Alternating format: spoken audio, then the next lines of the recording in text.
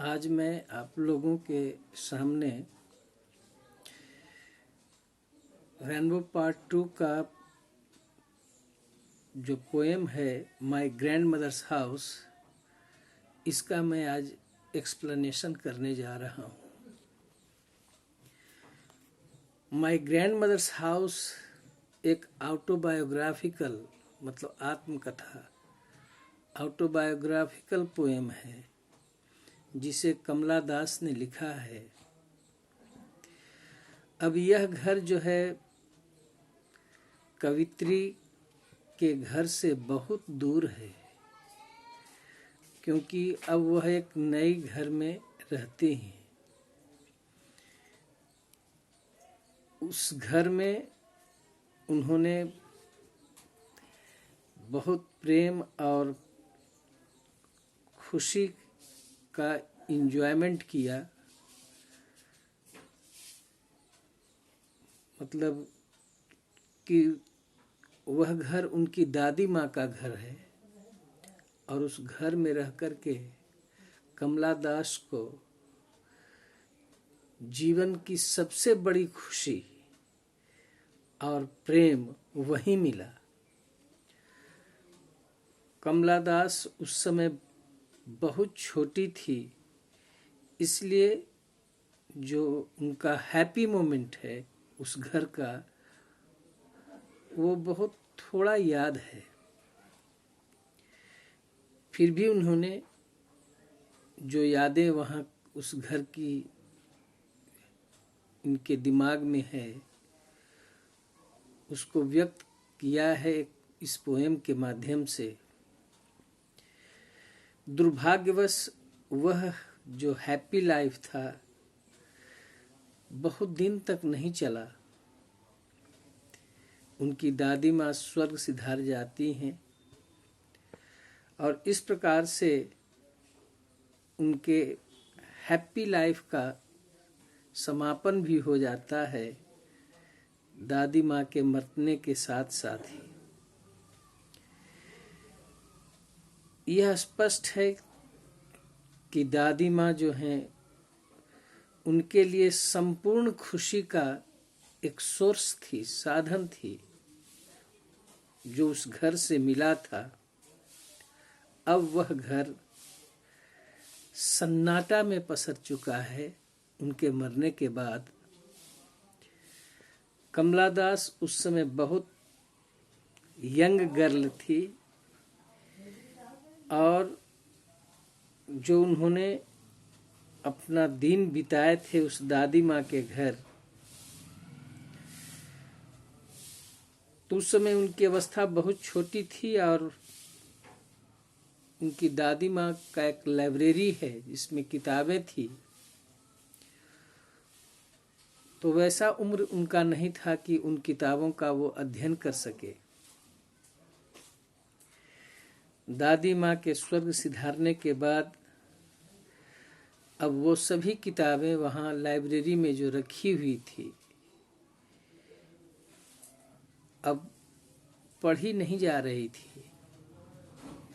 ये खुद नहीं पढ़ सकती थी क्योंकि बहुत छोटी थी।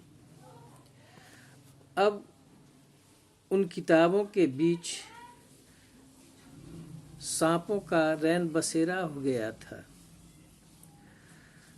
और जब कमला दास उन सांपों को किताबों के बीच देखा घूमते हुए तो उनके खून जो है ऐसे ठंडे पड़ गए जैसे चंद्रमा की शीतलता होती है। माँ अपनी दादी माँ के मरने के बाद वे अब दूसरे घर में रहती हैं, एक शादीशुदा जिंदगी अपने पति के साथ गुजारती हैं,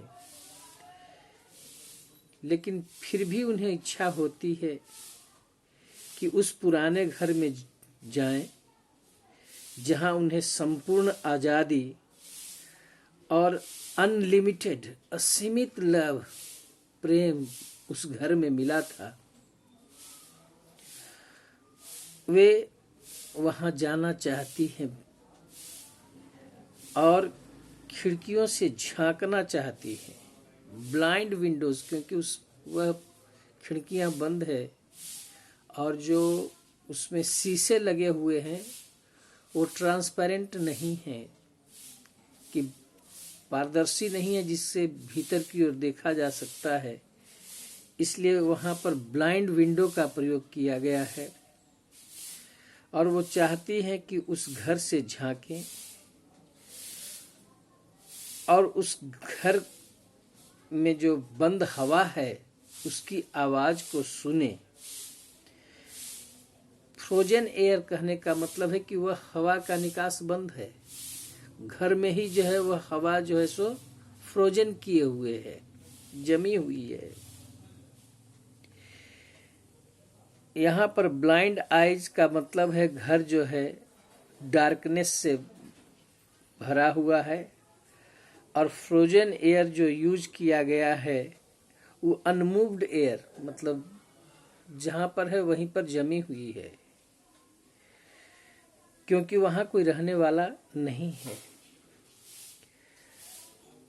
पोएट आगे कहती हैं कि वे डिस्पेयर हैं, निराश हैं, वे सारी उम्मीदें खो चुकी है कि अब लगता है कि वैसा प्रेम फिर जीवन में दोबारा कहीं मिलेगा। इसलिए उनकी इच्छा है कि कम से कम उस दादी माँ के घर जाएं और उनकी याद में वहां से एक मुट्ठी जो है फ्रोजन डार्कनेस ही वहां से ले आए, फ्रोजन एयर जो जमी हुई हवा, उसे एक मुट्ठी में लेकर के वहां से लाएं और अपने बेडरूम के पीछे वाले दरवाजे पर रखें, और वह ब्रूडिंग डॉग के रूप में काम करे। ब्रीडिंग डॉग धमकाने वाली जो कुत्ता होता है, तो वहां पर जैसे ही किवाड़ कोई खोले तो उसको ब्रूडिंग डॉग जैसा आवाज मिले, मतलब जिसे कोई धमकाता है कुत्ता, उस ढंग की आवाज उससे निकले। यहाँ कवित्री जो है अपने हस्बैंड को डार्लिंग कह करके संबोधित किया है, और वे कहते हैं कि आप विश्वास नहीं कर पाएंगे कि जिस घर में मैं रहती थी अपने बाल्यावस्था में, दादी माँ के घर, उस घर में मुझे कितना स्नेह और सम्मान और आजादी मिली, जिस पर मुझे गर्व होता है। इतना मिला कि आप शायद कल्पना भी नहीं कर सकते हैं। अपने लास्ट लाइन में वे कहती हैं कि वे पास्ट लाइफ में जो असीमित प्रेम, आजादी का जो आनंद उठाया, वो वर्तमान में उसे खो चुकी है। अब वो चाहती है कि किसी के दरवाजे पर, किसी अजनबी के ही दरवाजे पर जाएं, उनसे गिड़गिड़ाती है कि मुझे उस दादी माँ का जो प्रेम है वह कुछ अंश उसका मुझे दे दे। कोई तैयार नहीं है।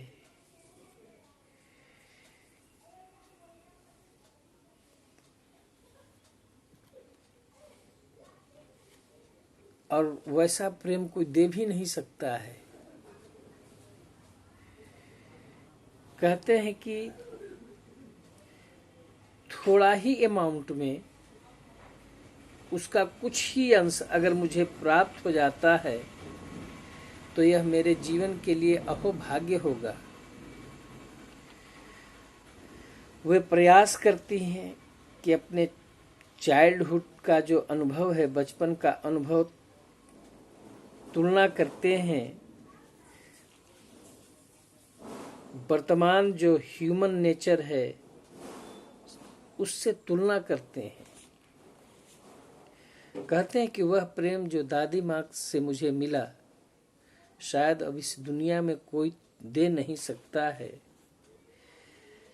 लेकिन थोड़ा चेंज करके ही उसको किसी दूसरे रूप में भी दे दे तो यह मेरे जीवन के लिए बहुत बड़ा होगा।